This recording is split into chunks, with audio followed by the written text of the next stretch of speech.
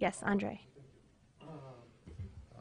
Maria, when we were talking about this incident with the MH17, you said that you are for a full investigation, Correct. full and fair investigation, and getting to know whose finger was on that button or whatever it was that launched the missile. So basically, it's an open question yet for you. No, that's not what I said. We know a couple things. Here's what we know. Based on a very wide-ranging assessment, that it was, let me just, and then you can ask follow-up. We know where the missile was fired from. We know that it was an SA-11. We know the area is controlled by Russian separatists. We know that there were no Ukrainian SA-11s within the vicinity that could have been fired.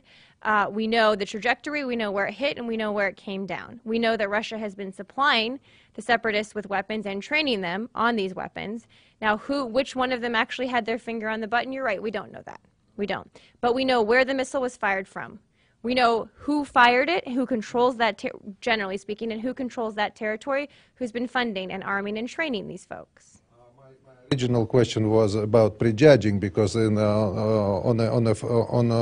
one of the other questions, you said that on the question about the Europeans and their sanctions against Russia, you say, yeah, it cannot go unpunished. So you already know whom to punish.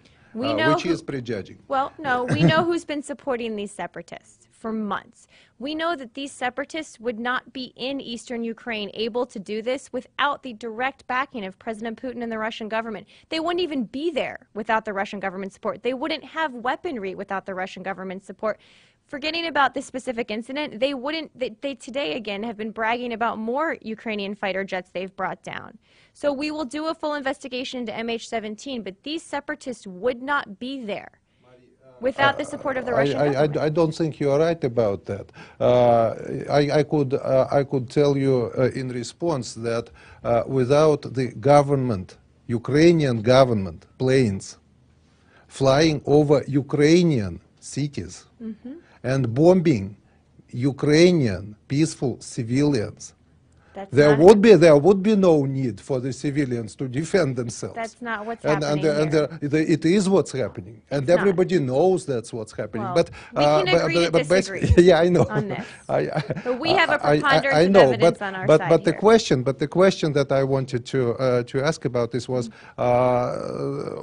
why is it that you are so adamant about not admitting even the possibility that the missile was launched mistakenly or deliberately by the Ukrainians? They had their own motives for that. They don't, though. Let me just address that specific point. Russia did release a map with alleged locations of Ukrainian SA-11 units within range of the crash. We are confident that this information is incorrect. We have information that the nearest Ukrainian operational SA-11 unit is located well out of range from both the launch and the crash sites. So there were no Ukrainian SA-11s within the range. So again, we can't make up our own facts here. We can't go on hunches. We have pictures of where this was launched from. We can see the trajectory. And so what we need now, as President Putin himself has said, is a full investigation. We need to see that backed up with actions, and we need to see some accountability. This is your information, not information coming from Twitter or from the Ukrainians or whatever. No, this is our information. We have eyes on this area, and we've seen some of this. Yeah. Yes.